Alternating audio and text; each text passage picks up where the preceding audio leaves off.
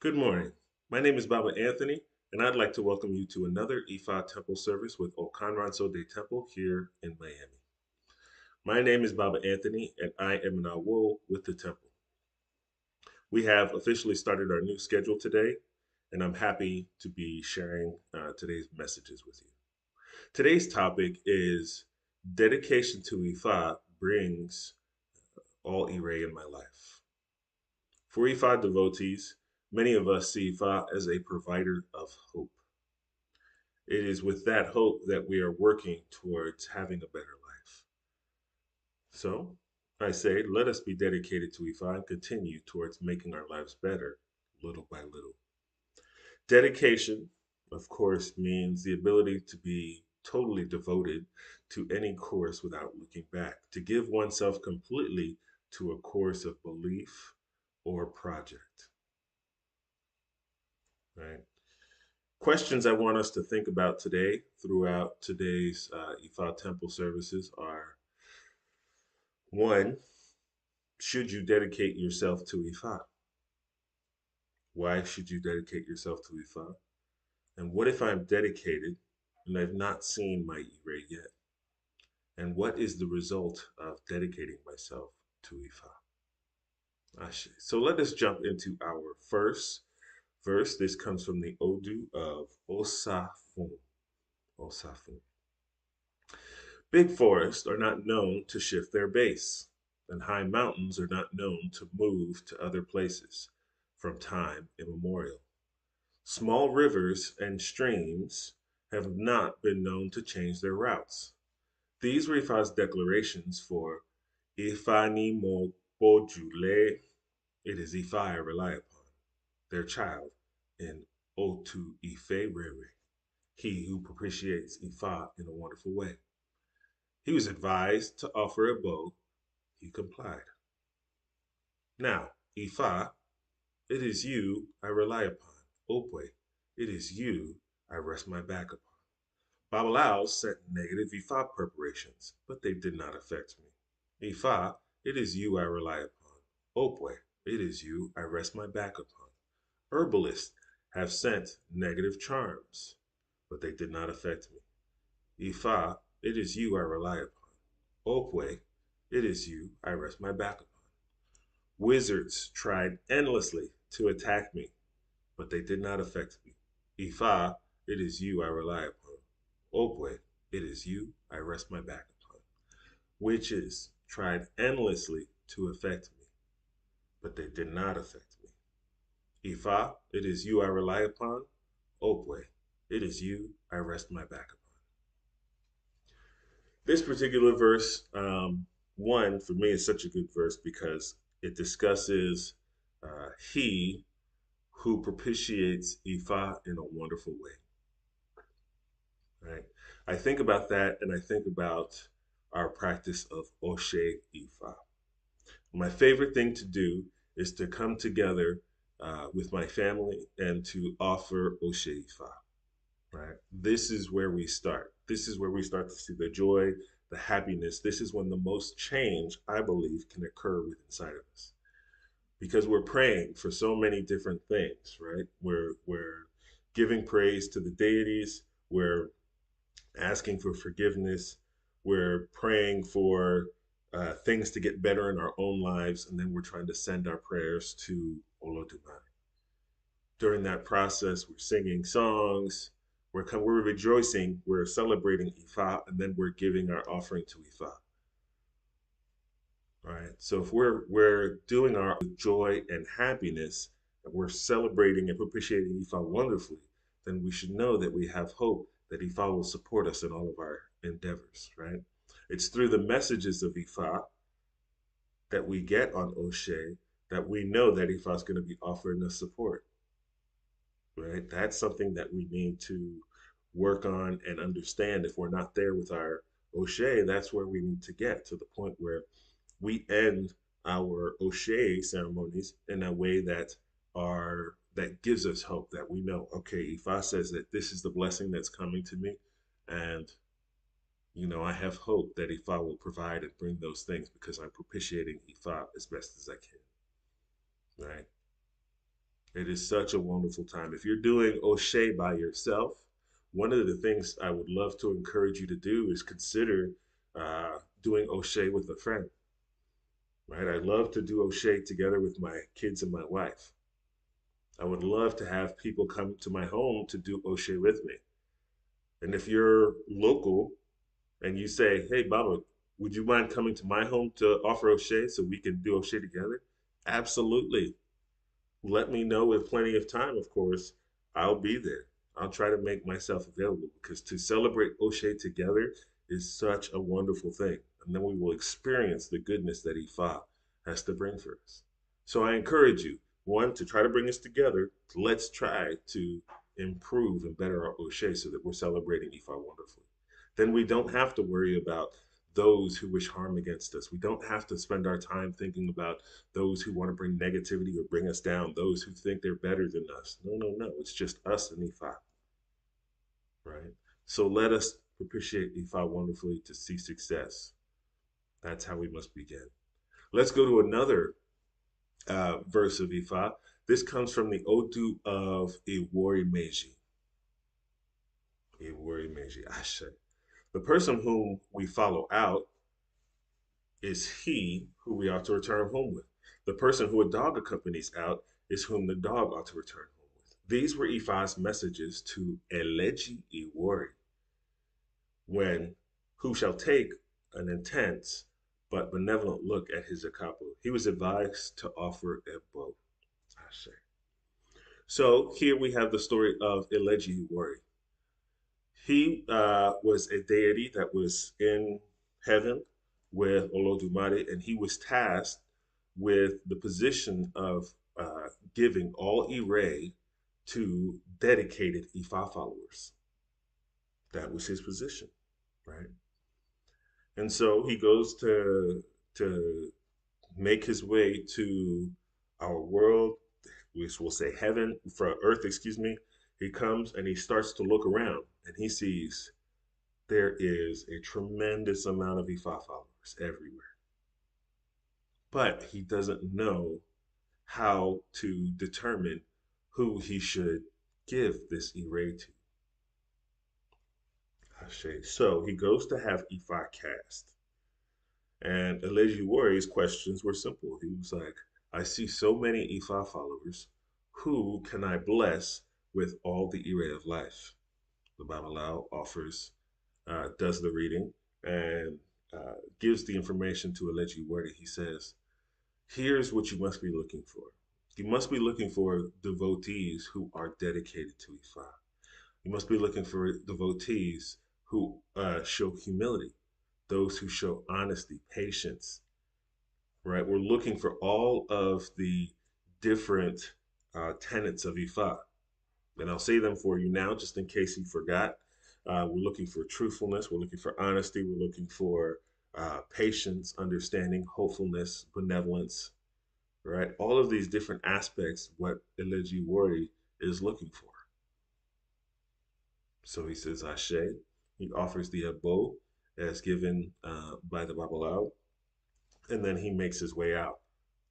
And slowly but surely, he looks and starts to watch all of the Ifa devotees, right? And he starts to bless them one by one with all Ire of life. Now, I could say this as people, none of us are perfect, right? Hopefully, we all understand that. None of us are perfect. However, we've been given the blueprint by Ifa to work towards improving ourselves. That's the truth, and hopefully, we know that, right? How do we do this? Well, we think about the tenets that I just mentioned. If you're a person who finds yourself getting upset quickly over something that somebody has done or supposedly done to you, work on trying to be understanding and patient, right? If you are someone who finds yourself boasting about all of the things you have and how you've got a great car, a great house, all of these wonderful and great things, then maybe your focus should be on humility, right? If you're the type of person who says one thing but tends to want to back out at the last minute, then we're going to start thinking about the idea of being more truthful, truthful in our thoughts and honest in our actions, right? Ifa has given us this blueprint for us to improve on our life. And this is so important for all of us. If we can follow these tenets of Ifa, we're going to realize that our life will be improved exponentially, right? We will find ourselves looking towards that hope. We will find ourselves in a place where maybe we don't need to focus on the idea of divination all of the time, right? I'm a firm believer, I'm a believer in this because I actually heard this from my elders. I've heard this from Chief Popola.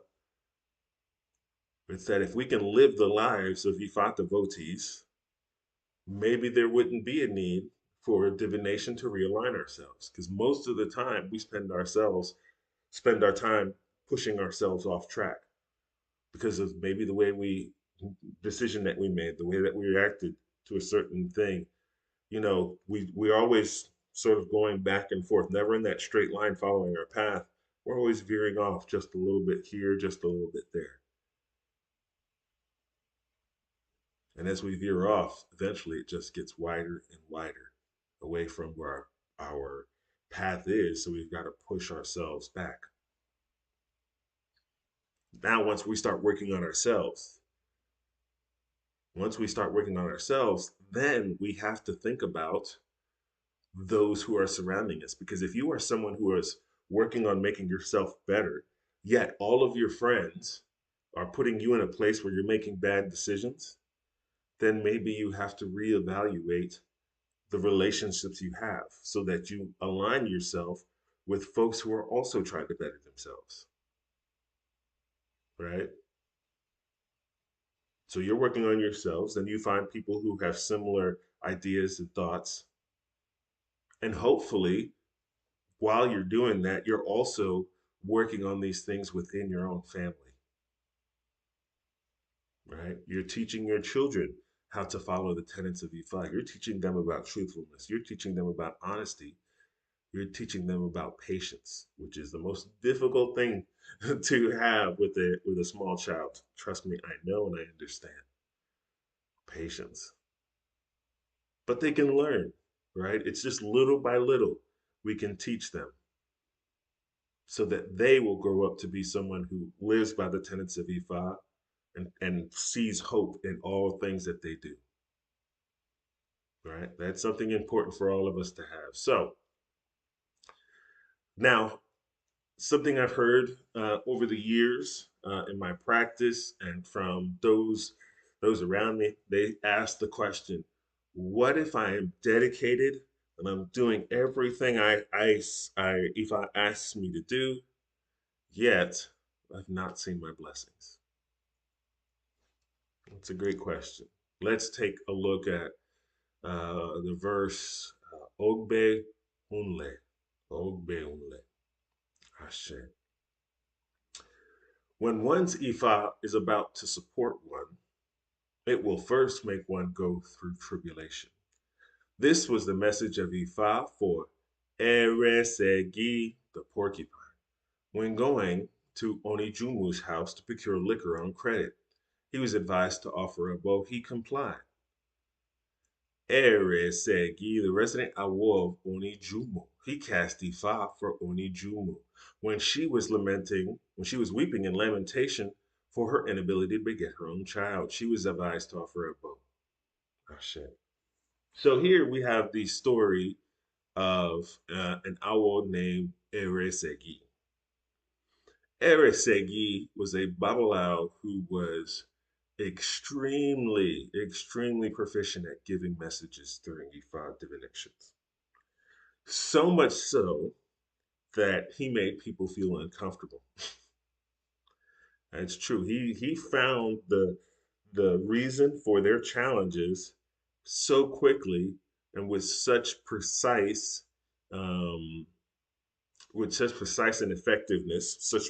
and effectiveness, excuse me, that they thought that maybe he was watching them, maybe uh, he was following them. He just knew too much, and it just made people uncomfortable. Oh, how do you know about my life? Why do you know so much? Now, the flip side of this is that because he knew so much from the divination, this started to make people feel so uncomfortable that honestly, they didn't even come back to offer a bow. People started to go to less proficient priests for divination in order to, feel that they can still keep their secrets themselves and then offer a bow there. So this in turn made Eresegi uh, quite poor, honestly, because people weren't coming back to offer a bow. So he found himself without a good home, without good clothes, without anything. So he says, I need to figure out my challenges. So he goes to a Babalao to have Ifa cast for him. The Babalao casts Ifa for Eresegi, and he says, well, Baba, you are an extremely proficient Awo, that it becomes scary to many people because you know so much. However, Ifa is putting you in a place where you're being challenged, and because you're challenged, you're just going to have to be patient. You're going to have to be patient in your process. But here's the elbow that you need to offer. You need to get 6 bottles of liquor and these other items and bring them to offer a bow. Ariseki breaks down into tears. Well, Baba, I'm so poor that I don't have even 1 cowrie to my name. It's their form of money at the time. Rabelais says, okay, well, you must try your best to procure your items on credit. Right? Procure your items on credit, then come back and try to offer a bow. Gosh, so Arisegi is beside himself. He's trying to figure out what is he going to do. What is the plan? What should I do to make sure that I can offer this bow? Because I want to see the improvement in my life. So he goes around and he's looking. He's asking shop owners and different people for help. He doesn't even have good clothes. He's tattered, torn. He essentially looks like a beggar. To be honest, when people look like beggars on the street, there's a lot of people that will walk by and ignore them, right? That happens in our culture. We will walk by and ignore those less fortunate. One day, he finds himself inside of a shop, particular shop that was owned by a woman named Onijumu. So as I mentioned, he looks like he's homeless, and he finds himself in the space to where he's there. He's embarrassed, and he asks Onijumu. He's like, "Please, I'm looking for these items to assist with offering a bow for myself. Would you please be able to help me with them? And I will promise when my life gets better, I'll come back and repay you." She's kind of beside herself. She doesn't really feel comfortable doing that. She's looking at him. She's like, how will he ever get a job or do anything to repay me? He looks terrible. He's practically naked because his clothing is all torn and tattered. Well, it just so happens um, Erisegi ends up reading this Onijumo. And he says to her, he says, well, this is what I can say. I see that you have a problem. And your problem is that you haven't been able to have a child, and that's the most important thing for you in your life. You're a great business owner. You have a lot of things around you, but you are looking for a child in your life. Onijuma was taken back. She's like, "Who is this man? How can he know this? How does he know what I need?" I'm like, "Wow, this is She's blown away. She now finds herself. She says, "Okay, well, let me see what I can do." And she says, "Well, what do I need to do in order to gain children?" He gives her the edible materials and says, you know Here are the edible materials. This is what you need to bring. We'll offer Ebo, and you'll have a child. I promise. Ifa will bring your child to you. She says, Ashe. So she gives him the bottle of liquor that he needs, the bottles of liquor and the items that he needs, which he takes back to his Babalao and then offers his Ebo. She comes and she offers her Ebo, and slowly but surely, their life starts to improve. Right? The verse ends, before long, not too far, join us in the midst of Ire. Come and perceive all the Ire of life. Now, who turned me into a mother? Eresegi. He was the one who turned me into a mother. He who turned me into a property owner. He turned me into an owner of garments. Eresegi. He was the one who turned me into a mother. Eresegi, the resident Awo of Onijumu. Eresegi, he was the one who turned me into a mother. Eresegi. Ashe. So here we have the story of a Babalao who was in a place where he essentially had nothing. As I said in the beginning, he didn't have anything to his name. He was facing some serious challenges in his life, right? But what kept him going throughout time was hopefulness. What kept him going was the idea that he knew that Ifa would support him. He knew that Ifa would bring good things to him. He then provided hope for the woman in the shop, Onijumu, right? And so we see the idea that we have two people here who are dependent upon Ifa for hope in their life. And then Ifa eventually provides the hope to say that their lives will get better. It is just a challenge that you're going through now that you'll have to deal with these small, small things, right? And when we are in a place that we're experiencing all of the blessings, all we can do is look back and think about how small those challenges really were in our lives. As Ifa practitioners, I am sure, I'm positive that at some point we've experienced some blessings in our lives. They may not all have come at one time, but we've had blessings in our lives. And then we find ourselves creeping off and getting out of alignment again. That's the challenge, right? How do we keep ourselves in alignment? How do we find ourselves moving to a place where we can just always try to keep things going in that direction? It's a challenge. It's a challenge. And that's why I'm thankful I have Ifa in my life, because Ifa is always pushing me back towards that line. And that's what I want for all Ifa devotees. Well, I want it for everyone, right? Whatever you practice, if your religion or faith pushes you back to your place of alignment, then that's what it should be doing.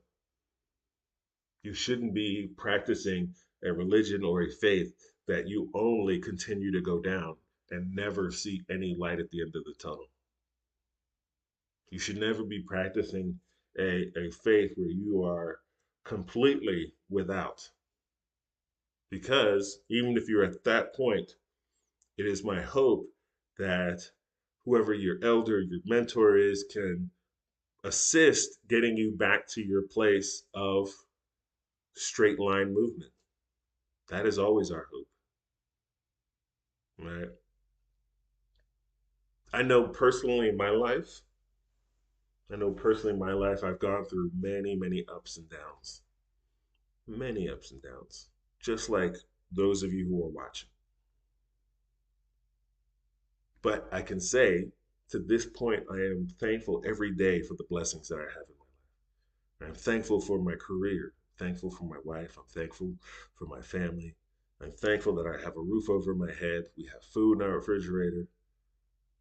I am thankful that I can wake up, exercise, do the things that I need to do for myself. I'm thankful that I'm sitting here and able to share messages. I'm thankful that I have elders who care about my Ifa education. right? It's important that we maintain hope. And I feel like Ifa has done just that my entire life. My elders have done that for me my entire life. They have given me hope, or at least given me a glimpse to know that things will get better through the support of Ifa, right? So I encourage you to think about these things. Encourage you to think about these things. Staying dedicated to Ifa brings us our blessings. As Ifa followers, it is important for us to rely on Ifa, to get the messages and know that we will have a direction to go. As Ifa followers, we should know that there will be times that we will see challenges. As Ifa followers, we must maintain hope that things will get better soon. Right. So I hope this message is clear for you today. I hope that all of you who are Ifa practitioners are relying on Ifa. I hope that all of you that if you practice another faith, that you can rely on that faith to help support you in your life. Right? So with that, I wish you aboru aboye, aboshishe oboatu. Now, again, as I mentioned earlier in the uh, talk, that those of you that are local, if you want to have an Osheifa celebration together, please, please, please reach out. I'm happy to do it. I love Osheifa. I love the ability to be able to do that together and share that joy with other people. We do that together. Maybe we learn something from each other. Your Osheifa gets a little better, and so does mine. But my hope is that we can all rely on Ifa together. Shay, I will see you next week for another Ifa temple service. I hope you have a wonderful day. Thank you. Abu Abu.